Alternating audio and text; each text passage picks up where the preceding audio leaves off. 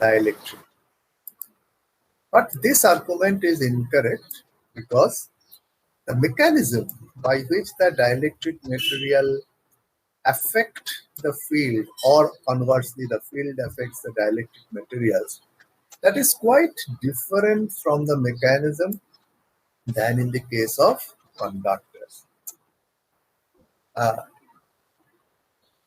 Another thing is that in our practical life, no electrical equipment or device is without conductors and dielectrics. We have both.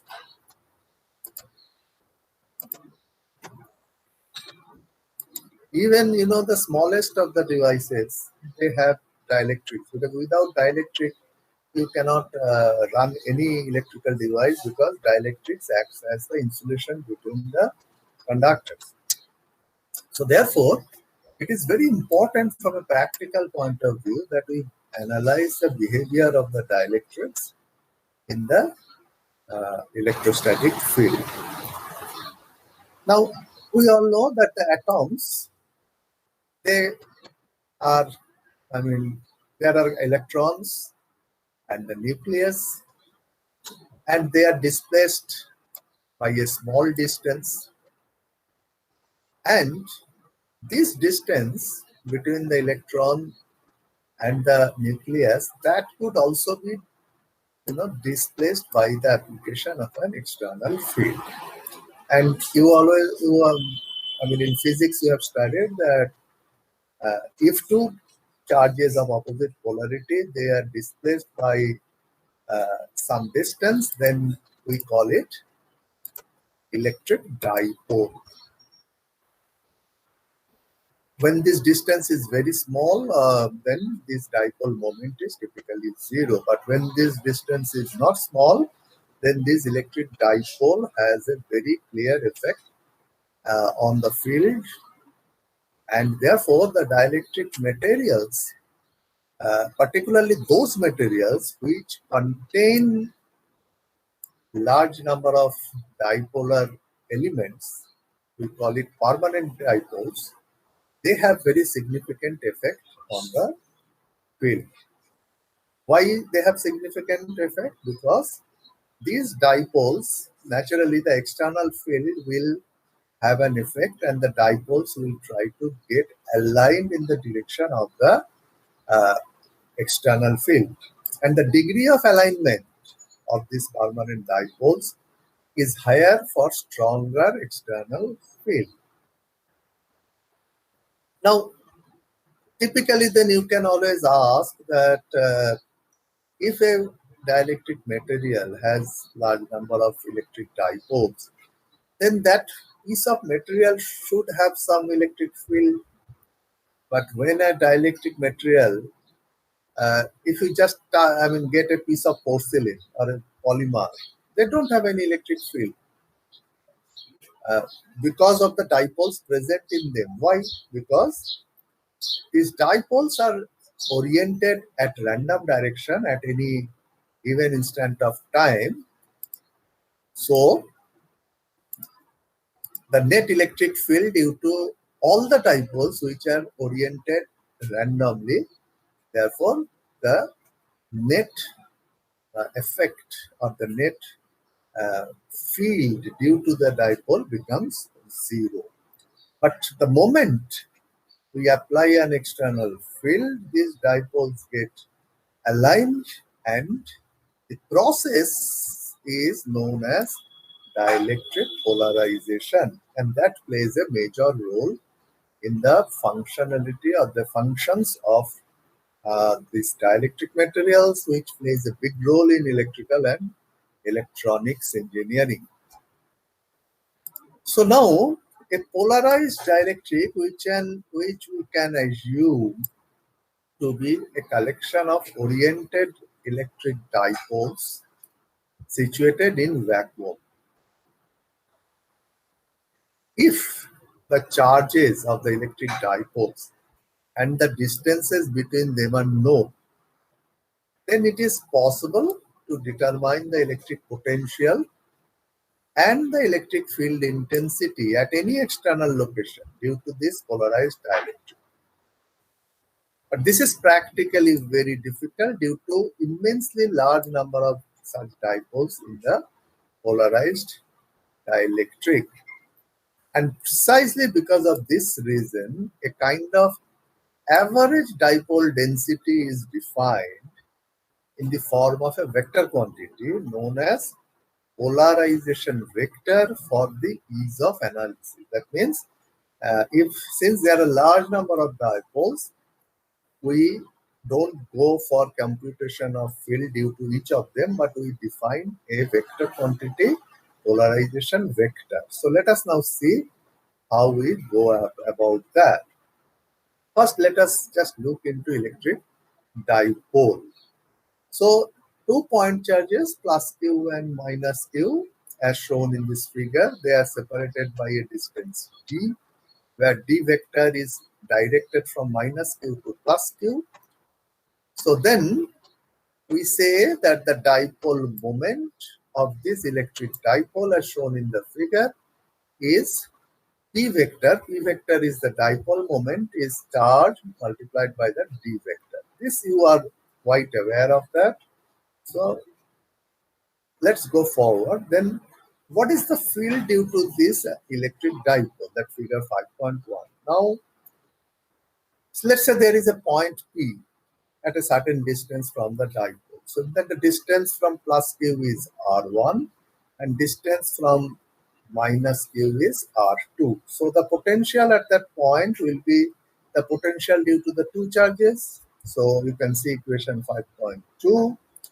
So this becomes the electric potential due to these 2 point charges. Now, if we look into this diagram where this same electric dipole, here it is shown and this is the point P. Now, R1, this is the distance vector from plus Q to P. So therefore, it will have its component, then minus Q also. And we say that R is the distance vector from the middle of the dipole. And let's say that the field at P has two components. One is along the R, which is ER with the unit vector UR. Then another is the normal to ER, that is, we are saying the theta. And if I mean, you can recall our discussion on the spherical coordinate system. Then you can see that if this middle point we take as the origin, then R becomes the R coordinate of the spherical coordinate. Theta, which is the angle as shown in the figure, is the theta coordinate. And then the other coordinate will be the rotation around this axis. That will be the phi. So we have now two components here and theta. So therefore, what we can say is here is that R1 can be written as R minus d by 2 cos theta here, where d is the distance between the dipole. This is slightly approximation, of course. And R2 can be written as R plus d by 2 cos theta. So you put it in equation 5.2 and then we arrive at an equation 5.4. Now, if you look into this 5.4, then Q into D is nothing but, I mean, QD cos theta. This is nothing but the polarization vector dot the UR, that is the unit vector along the distance R. So we are now saying that the potential at this point P, instead of writing in terms of the charges, we can write in terms of the dipole moment, that is the P vector as shown in figure 5.4. Then what will be the electric field intensity? Well, it will be the derivative, but now we take the derivative in the spherical coordinate. So then equation 5.5, this already you have developed in our earlier discussion, so you can use that. And then you can see that we get the component of ER, which is as shown in figure 5.2 is the ER component.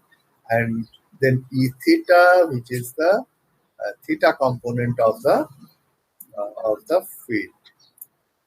And you can clearly see that the field due to the dipole moment varies with r square.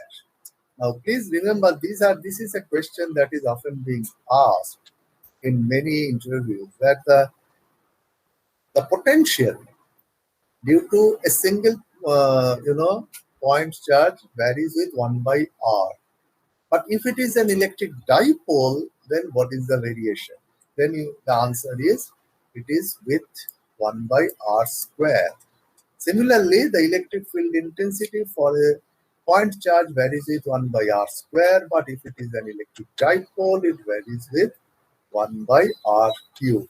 Now, this is very fundamental. Probably you have studied it in physics earlier, but still we recapitulate the entire thing. Then what is polarization vector?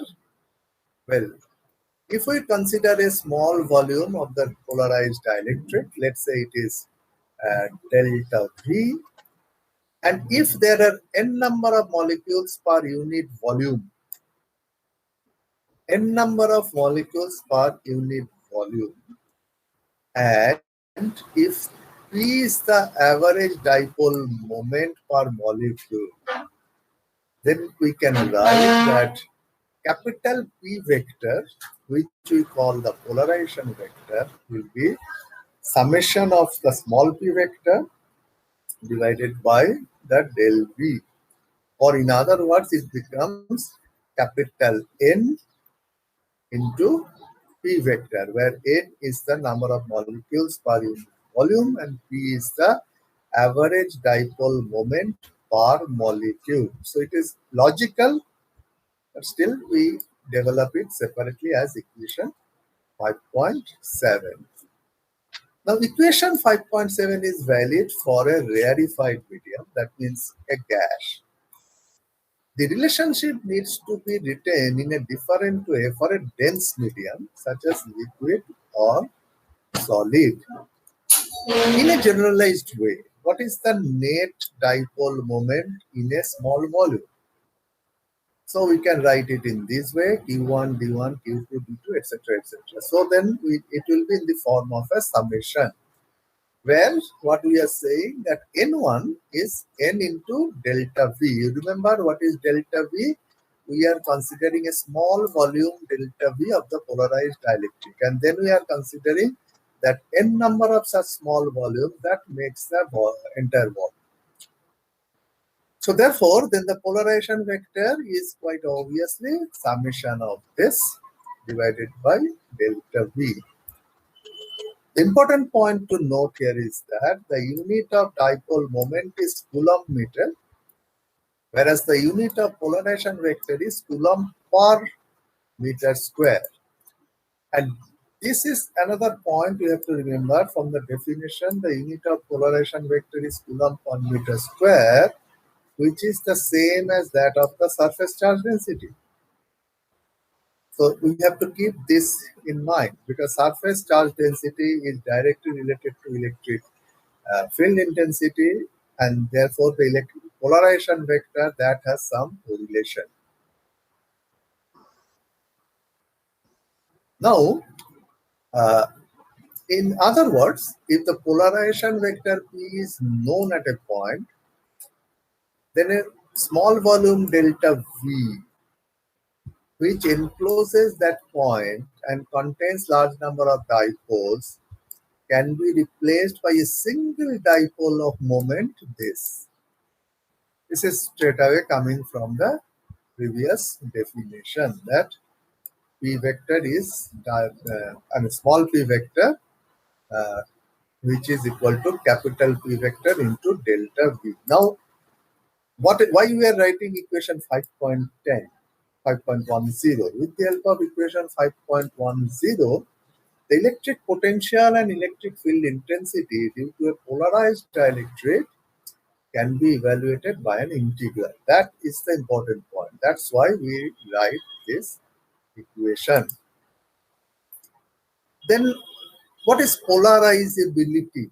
It is another important issue. Now, the molecules of the dielectric materials, which are the basic building blocks, they can either have zero dipole moment or can have some permanent dipole moment depending on their structure. This is material structure issue. So when an electric field is applied, I mean the external electric field is applied, then the opposite polarity charges are pulled apart.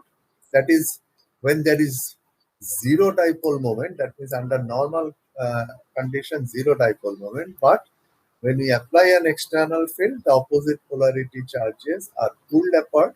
So there is some small distance is created, or the permanent dipoles get aligned. So in this way, the dielectric material becomes polarized, and this property is known as the polarizability. Now, now we have to take a little bit on the material side. That means the molecules that constitute the materials, this could be either non-polar or polar. Now, symmetrical molecules, let's say carbon dioxide, 5.3C here, 5.3C. This is a symmetrical module, and therefore they fall in this category. That means they are non-polar. This in non-polar molecules, the center of gravity of the positive and negative charge distribution usually coincide at one point, and hence the molecules have zero dipole moment. On the other hand, a polar molecule, let's say H2O or carbon monoxide. So figure A is hydrogen, that is water, that is H2O, and carbon monoxide, figure B.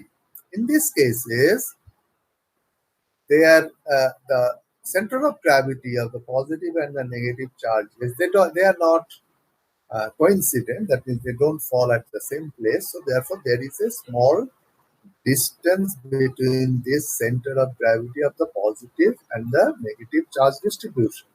So it all depends on the structure.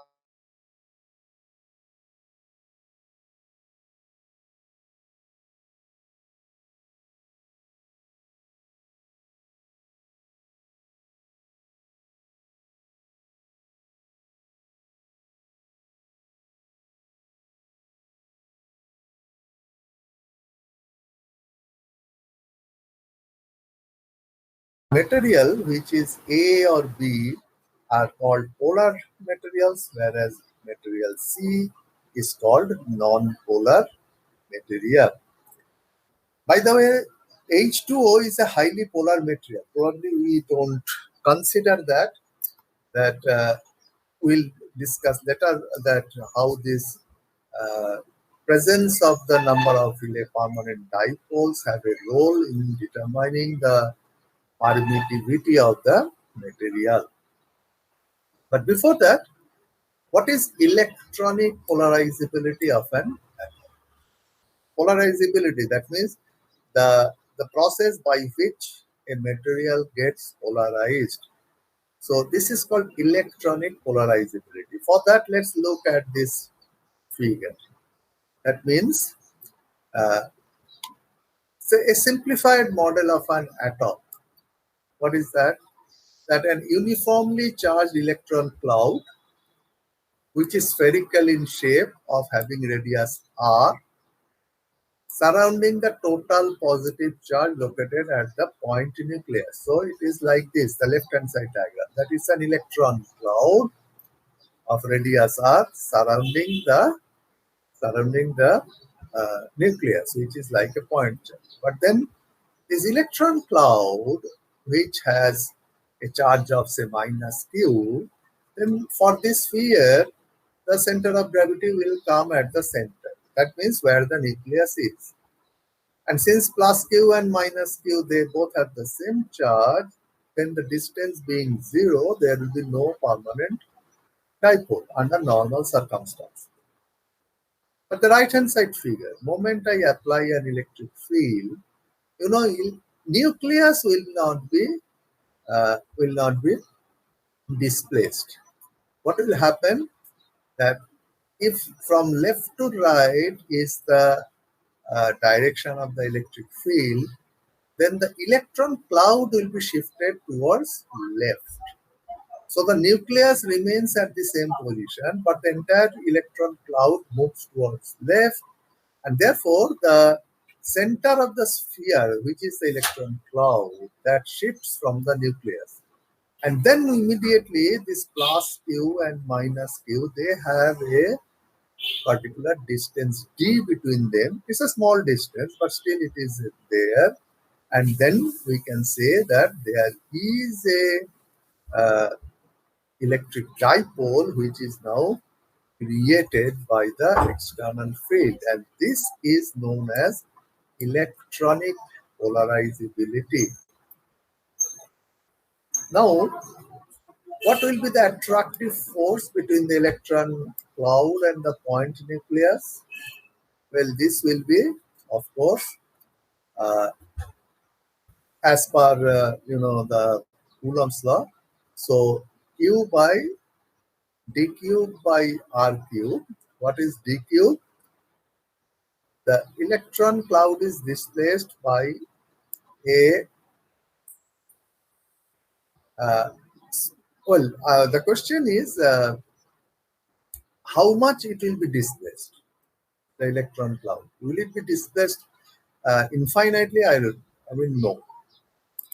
When an external field is applied, the electron cloud is displaced by a small distance d, as you can see on the right hand side diagram, until the mutual attractive force between the negatively charged electron cloud and the positively charged nucleus balances the force of the external electric field.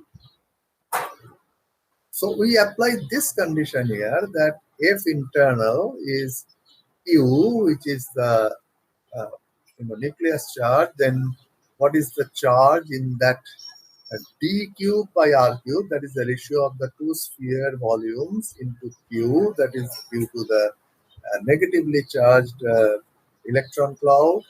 And then as per Coulomb's law, 4 pi epsilon d square. And the force due to the external electric field, that is quite obvious, it is Q into E.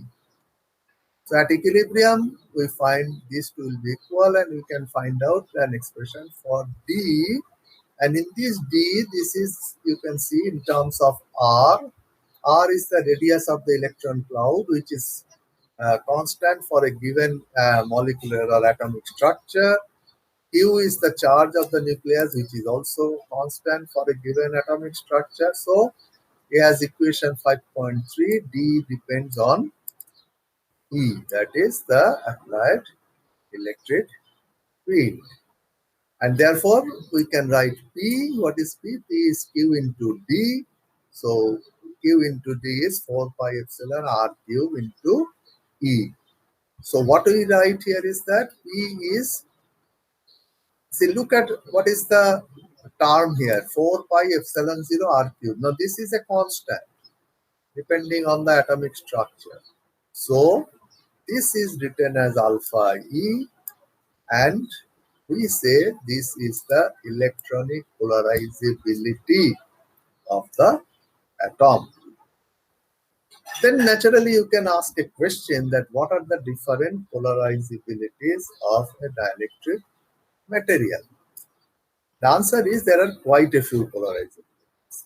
This electronic polarizability is valid for any material because any atom which has the electron cloud and the nucleus, if an electric field is applied, there will be some displacement of the electron cloud which can be calculated, that is that distance d, as we have shown. So it will be valid for any atom. So electronic polarizability will be valid for any atomic structure. Now, that's why here it is written, electronic polarizability is present in all types of dielectric materials. Now, one question that you can ask that how much time is required for this polarization to happen. That means I apply the electric field, if that is t is equal to 0, how much time it is required for this polarization to happen. Now the answer is it is extremely fast. Why? Because the movement is only of the electron cloud, not of any mass like the nucleus. So it has been found that this is of the order of 10 to the power minus 16 to 10 to the power minus 13 seconds, depending on the atomic structure. And since this is a movement of the electron cloud, it does not require any power loss. So electronic polarization does not involve any power loss, and it is an extremely fast process. Now here I want to say one thing.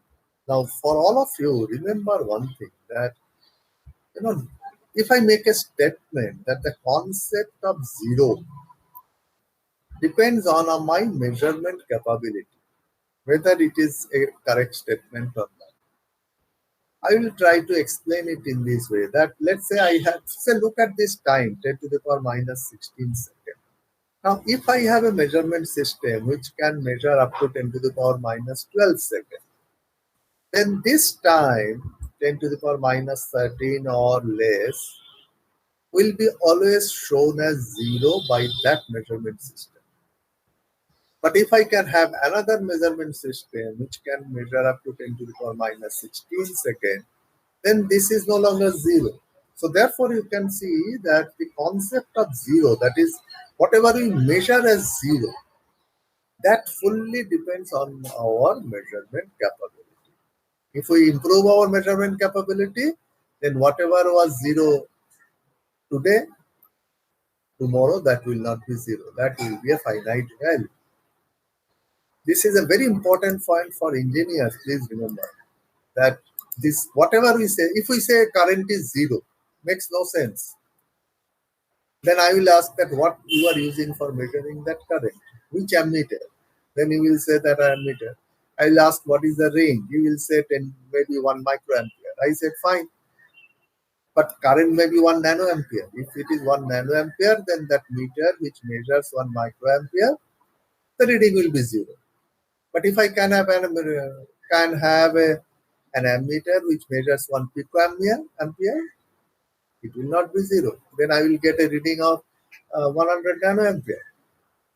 So that's the significance of our measurement capability. Second one is called ionic polarizability or ionic polarization. This is particularly true for dielectric materials that contain ionic bonds. What happens is that the length of the bonds gets stretched under the external field. By the way, let me ask you a question. You all know this bonding of NaCl. You all know, right? Now I am asking a very straightforward question. What is the atomic number of sodium? Tell me. Atomic number of sodium. 11. 11. So outermost electron is 2 plus 8 plus 1, right? Oh. So yes, if I want to make it Na plus, so I have to do some work to bring that electron out. Is that correct? And that can be computed, isn't it? Because we know the shells. Chlorine, what is the atomic structure or atomic number? 19. Sorry, 17. 17, correct. So what is it? 2 plus 8 plus 8 plus 2 7. Plus 5. 2 plus 5, right? So therefore, we also know what is that valence, this thing, last electron. So Na plus and Cl minus. Now, when they come together, basically what you are doing when they are forming a bond, that Na plus means you have taken out one electron from which one? 2s2 shell, isn't it? and this electron has been given to chlorine so that it became Cl minus, but it was given to 2p5. Am I correct? Again, I repeat, please think it carefully that to make it Na plus, we have done some work, and that work is equivalent to bringing an electron out from 2s2. That electron is given to now Cl, but not to 2s2, but to 2p5. And when it is given, some amount of energy is received back or returned back. But these two energies are not same. Why? Because the two shells are not same. One is 2s2, the other is 2p5. Which one is higher? Which energy is higher? Is the energy for sodium ion to become Na plus, or the energy received from Cl to Cl minus? 2p 2p. No. Sir, 2p5 energy is higher. So Energy that means if you put an electron in that shell, you are doing lesser work, because from infinity to you are going to 2p5, which is at a higher shell, 2s2 at a lower shell. So from 2s2, if I bring an electron to infinity, so your work done is more, because that is at a lower energy level, that 2s2. Whereas when you are putting an electron from infinity to 2p5, you are going at a higher energy level. So compared to infinity and 2p5, if you take these two energy distances, 2s2 to infinity is higher, infinity to 2p5 is slightly lower. So that means that the work done by the external source to bring out the electron from 2s2 of sodium is slightly higher than the energy which is returned back when we are putting that electron into the 2p5 of chlorine. So therefore, when this Na plus and Cl minus, if we say, so if we write the energy equation, what is it? It is like Na, you are giving some energy, then you are getting Na plus, and then Cl, you are getting Cl minus and getting some energy back. But if you do the energy balance, you will find a very interesting thing, that energy is not balanced. There is some more in work done. Now, that itself is against the stability condition. The basic stability condition of our universe is that minimum energy condition is always the stable condition. In this case, the work done by the external agency to bring that electron out from sodium is more than the energy received back to put that electron in the chlorine. So there is a positive energy done by the external source, which is not the condition for stability. Then can you tell me that how this bond is formed? This is violating the stability criteria. Have you discussed it ever from the energy point of view? This ionic bond we discussed many times, right? But if you go through the energy balance, you can show that the energy balance is violated here. Then we say that this is a stable bond? There is something else happens here. This is what we have to understand, and that is probably, I don't know, this should have been discussed in your materials class, because at least I always try to explain this in the materials class. That's what you have to understand. See, this is slightly different, that when we are saying that energy to bring out from 2s2 and the energy received from 2p5, these are like isolated atoms. But whenever you are bringing two atoms close to each other, then because of the interaction between the two atoms, their energy levels do not remain same. There is a change in their energy level because of the wave functions. I think you all know the wave functions, which comes from the Schrodinger wave equation. So these wave functions get changed, and therefore whatever the energy that we calculate like 2s2, 2p5, these are for the isolated atom, not for two atoms which are close to each other. Now it can be shown. I mean, that mathematical derivation is there. If you are interested, read it. This is very, very interesting reading of atomic bonding. Ionic bonding. Uh, I mean, normally people don't discuss this part. Uh, people just simply say that Na plus and Cl minus, they come together and they form a bond. It's not so easy. So when they come together, their wave functions get changed and their energy levels changes, and there is a critical distance between the two ions. I repeat, there is a critical distance between Na plus and Cl minus when their wave functions become such that the energy level becomes minimum. And the bond is formed only with that energy, critical distance. And this is in angstroms. And for Na plus and Cl minus, this is defined that the distance has to be that particular angstrom. Right now, I cannot tell you, I just forgot. I think it is around 6 angstrom or something. So it has to be that. Otherwise, that energy will not be minimum. This is actually the condition. This is one of the reasons, that why that if you take this NaCl and if you add water to it, and it immediately becomes ion. I mean, Na plus and Cl minus, isn't it? This water becomes electrolyte. Why is it so? Because this is soluble in water means from solid NaCl it becomes liquid NaCl, but the volume of liquid, or rather the density of liquid, is less than the volume, which means intermolecular or interionic distance is more in liquid, less in solid. So when they were solid, that distance was that critical angstrom, whatever it was. But when it is in the liquid form, that particular angstrom is no longer there. So what happens is, instead of that NaCl, they again go back to their Na plus and Cl minus, and that liquid immediately becomes a electrolyte. That's why that NaCl solution becomes electrolyte. There no longer remains that NaCl. Now that is precisely what happens in ionic polarizability, because in ionic bonding, all these materials, these ions, they are still two different charges separated by a certain distance. Let's say 6 angstrom.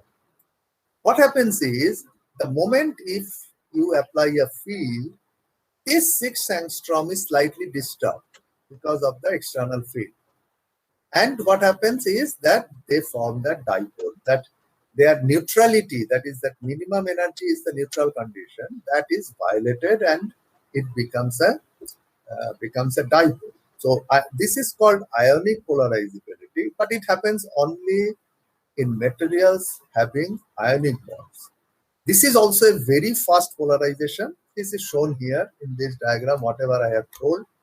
And you can see that the time is very fast, 10 to the power minus 13 to 10 to the power minus 9 seconds.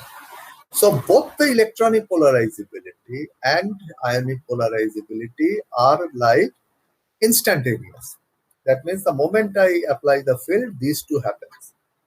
But if we can have good measurement system, we can find out this term. But this does not play a very big role in electrical engineering. What plays a big role is called the orientational, but commonly we say it is dipolar polarizability. What is this? This is explained in this diagram. What is that? Let's say I take a block of insulating or dielectric material, the left figure. And in this case, the field is zero, external field is zero. At that condition, these dipoles, the permanent dipoles, again I repeat that these permanent dipoles are created by the structure of the material. In fact, water is so polar material that their dipoles are very high. The number of dipoles are very high. So at any given instant, they are randomly oriented, and therefore, if you take these components in any direction at any given instant of time, the average value becomes always zero. So there will be no field. Now I apply an electric field. Therefore, what will happen? These dipoles will try to physically orient. Please remember, this is not any theoretical orientation. It is a physical orientation. That means the dipole has to move. That means the molecules has to move in the molecular space in the direction of the electric field. And that is why, since the molecules have to move in a molecular space, it is not an electronic or ionic phenomena. It is a much slower phenomena. It happens of the order of milliseconds. So milliseconds is quite a high time compared to others. Now, the moment we withdraw the field, what happens? Then again, this alignment is disturbed. But you can always ask, why it is disturbed? It is disturbed because of the thermal energy that is present in our system. Because in our system, we have always the temperature, and temperature provides some thermal energy, and that thermal energy then disturbs this orientation, so that slowly they again go back to their random orientation by acquiring the necessary energy from the thermal energy of the overall system. But this dipole orientation is the primary orientation in electrical engineering materials. But there is something else which is which happens only in an equipment, not just if you take a piece of insulation in a laboratory, it will not happen. What is that? That is called interfacial polarization. Take the case of a transformer. You are a second year student, no? Yeah.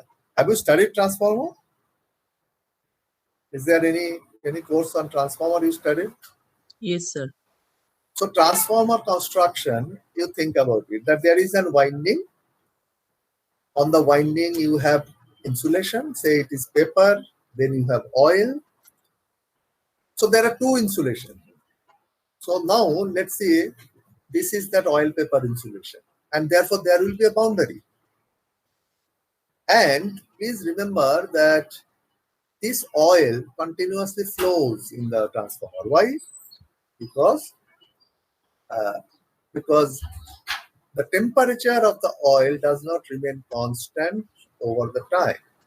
When the load of the transformer increases, temperature increases. When the load decreases, temperature decreases. So in 24 hours, I can plot what is the load, and I can measure the temperature by a thermometer, and there will be a clear graph. Uh, by the way, have you heard anything called all-day efficiency of a transformer? Yes, sir. That is precisely comes from that concept, that the loading and the losses and etc. is not constant over the day. So if you just calculate the efficiency at one point of time, it does not give you the correct representation of the transformer operation. So we compute what is known as all-day efficiency. But the point is, what I am trying to say, that the oil circulates, and when the oil circulates, there will be friction, molecular friction, atomic friction, etc. And some amount of charges are generated. This cannot be avoided. See, whenever there is a friction, you rub your hand, the friction generates some charges like that. And these charges, they will move along the direction of the electric field. So if this is the electric field, so on the right side, the electrons will move from right to left. On the left side, the positive charges will move from left to right. What happens? They will come at the boundary, and at the boundary, they sometimes get stuck at the interface. And this is called charge accumulation in the boundary. And since the boundary is a physical boundary between paper and oil, so there will be some separation distance between these charges. And therefore, there will be a dipole. And this is called interfacial polarization, happens only when there is an interface between two different dielectrics.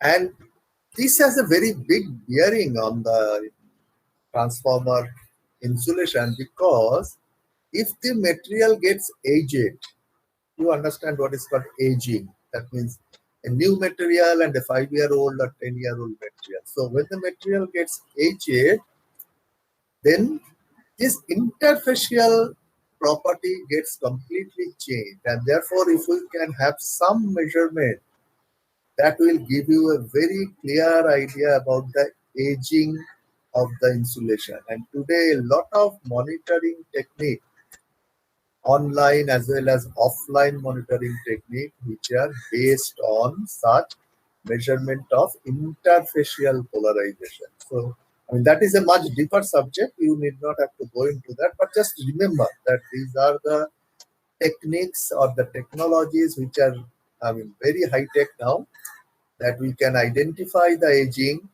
without disturbing or without opening the equipment. It's like your ultrasonography, right? When people, doctors do ultrasonography, they don't open your belly. They put some electrodes here and there and take the ultrasonographic records, and they say your liver is this, your like all that. So what they are doing from outside, they are measuring something and then diagnosing what is happening inside. Same concept. Transformer is an equipment which is within a tank. We don't disturb it, we don't open it, but from outside we do some measurement, and from that measurement we can say that inside that what is the condition of the insulation. That's a very big development in the case of asset monitoring of power equipment. This is a very big topic now because it has a lot of financial bearing on the power companies. Well, then a little bit of uh, mathematics. Let us go into that because finally, field theory has always some amount of mathematics involved in it. Now, let us try to find out what is called electric displacement vector. This term you might have heard many times. Now, Gauss's law, you all know that surface integral of dds is equal to the charge density. This we have already developed. Now, dds means epsilon into E. So, epsilon 0 we have taken out of the integral. So, it becomes E dot ds. And then we changed it to the volume integral. That is applying the divergence theorem. So, we get instead of E, it becomes del dot E dV. So, surface integral is converted to volume integral. And then what is this Qt?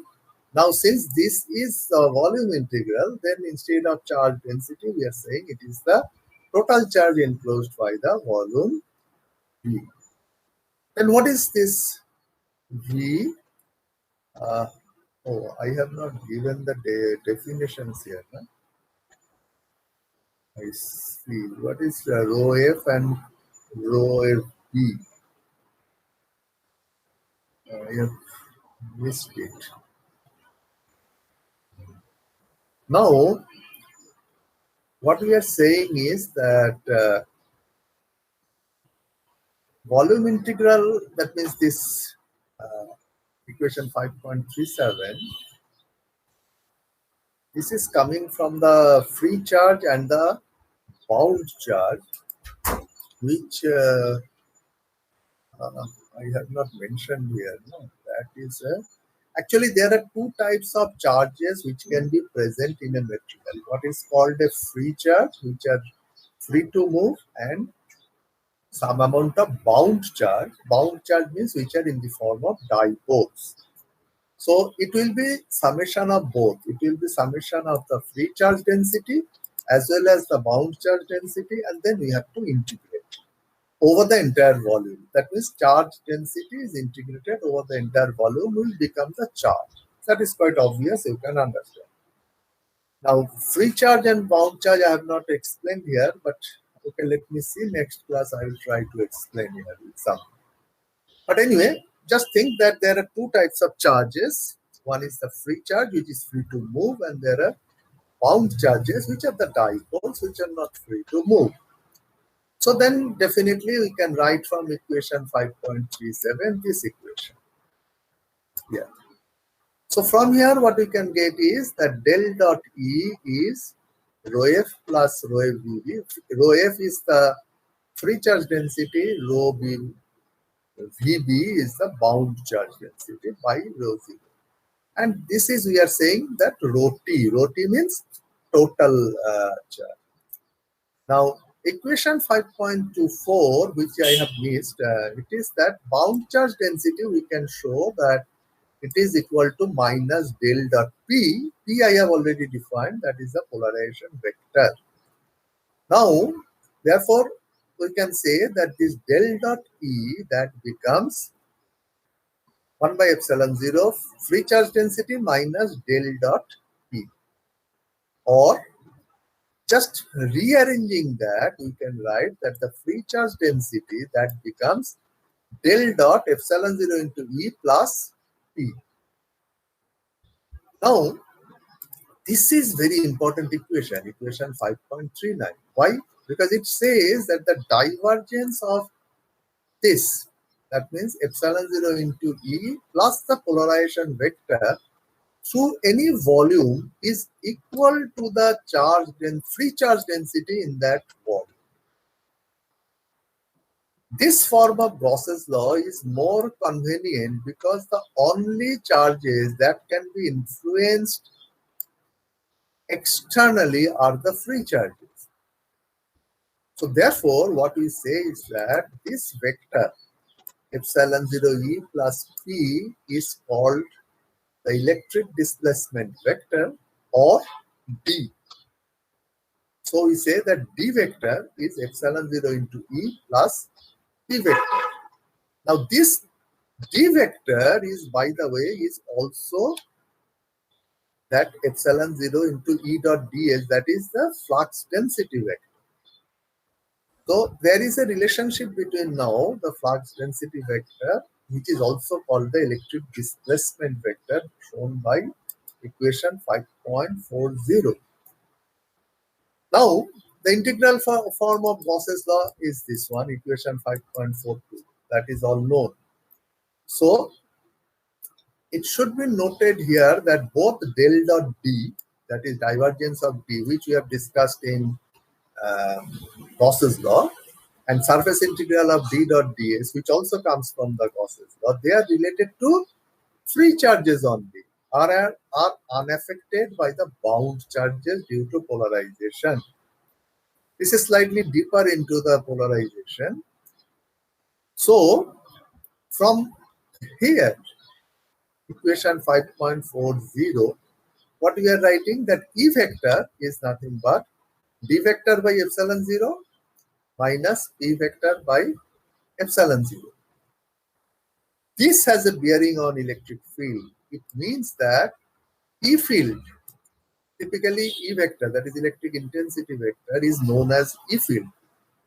Within a dielectric is resultant of two fields. One is the D field, that is the electric displacement vector, which is also known as, sometimes we commonly say, electric flux density vector, and of course the P vector. But this D field of equation 5.43 is associated with the free charges, whereas the P field, that is the polarization vector, that is associated with the bound charges due to the polarization. And P field acts in opposition to D field because of the minus sign. Therefore, in the presence of the P field, that is in the presence of the bound charges due to polarization, the E field within a dielectric becomes less than the D field. Now just compare it with this statement. This is a very important statement. You all know that flux density, whatever we have earlier done, that D is equal to epsilon into E. Or then E is equal to D by epsilon. And we said that this epsilon depends on the material. Now we have said that if epsilon is high, then for a given value of D, the value of E will be less. Why epsilon will be high? Now that question has to become that for a given value of D, why E should be less when the epsilon is high? That comes from this statement. That we have to understand that this P field, which is because of the presence of the bound charge, which is because of the polarization, and it acts against the D field. So therefore, when there is more and more polarization, For a given value of D, E will be less, or in other words, your epsilon will be high for a given value of D. That is the representation of this phenomena in our mathematical equation. So what we are saying is that, for any linear dielectric material, the polarization vector varies directly with the applied electric field. So this is always represented in this form. That P is equal to, that is the polarization vector is epsilon 0 into psi E, which is known as the electric susceptibility of the material. This is the P vector. Then dielectric permittivity. Now the question comes that what is my equation? D is equal to epsilon E plus P. And now P is epsilon 0 psi E plus E. Now if we put both this, I get this. That D is equal to epsilon 0 into E, which is the first term. Then epsilon 0 psi E into E, which is the polarization vector. And now our common representation is that D is equal to epsilon 0 epsilon R into E. Then if I ask what is epsilon R, the answer is 1 plus epsilon psi E. That must be the epsilon R of the relative permittivity. And then what is epsilon psi E? You can clearly see that psi E is related to the polarization vector. So therefore, and if the polarization vector is higher, then psi E is higher. And if psi E is higher, epsilon R is higher. Therefore, you can clearly see that this epsilon, here equation, this one, epsilon is equal to epsilon 0 epsilon R. This is called permittivity, and epsilon R is called the relative permittivity of the linear dielectric. And it is a dimensionless quantity, no doubt about that. For any material in which polarization vector is non-zero, that is P vector here, equation 5.44, it is non-zero. This electric susceptibility is greater than unity because it has to be. Otherwise, equation 4.44 will not be valid. And hence, relative permittivity is always greater than unity. For the majority of dielectric materials, epsilon R varies with the frequency of the electric field. Now you can ask me why. Answer is here. Because the polarization vector not only depends on the E vector, it also depends on the frequency. Why? Because depending on the frequency, these molecules have to rotate and align itself. And therefore, frequency plays a role because how fast they have to rotate. And for every material, this has a limit. Say, the dipoles cannot rotate arbitrarily. So, if the frequency is high, then this alignment will have a certain degree of alignment. So, this epsilon R, which has direct relationship with the polarization vector as per this relationship, equation 5.48, it is dependent on the frequency of the applied field. The value of epsilon R that you normally we say, that means when we ask epsilon value R, epsilon R, generally you always answer that 3, 2.8, something like that. Remember that this is typically the values at very low frequencies or DC field. But if you go into the gigahertz or maybe 100 megahertz, this is no longer valid. That means the same material whose permittivity is 3 at the DC field or at say very low frequency of 550 hertz. But if you put that material under 100 megahertz field, their permittivity will change. So please remember from this discussion that permittivity is a very, very difficult subject. In fact, if you go deeper into permittivity, you will see that this permittivity will create raise so many questions that you have to keep on digging into. But that's what we are not doing today. So I will stop up to here because otherwise it will be too much for you. So first go through this, and once again, I mean, couple of things I have to highlight again, that very important points, that there are four types of polarization: electronic polarization, ionic polarization, dipolar polarization, and interfacial polarization, and they all occur at different times. I mean, the time required for their happenings are different, and therefore they are all related to a particular frequency band, because you know that 1 microsecond is related to 1 megahertz. So there is a typical frequency band in which a particular uh, polarization becomes predominant, or it is easily identifiable. That is one important aspect which we also use in measurement. Dielectric permittivity of a material, particularly the relative permittivity. Normally, we take it as a constant quantity, but it is only for the DC field or a low frequency, that we say 50 hertz or maybe even 500 hertz. But if you go up to 100 megahertz or higher, then it is no longer that simple constant quantity, it varies. And then permittivity is related to directly with the polarization vector, or in other words, the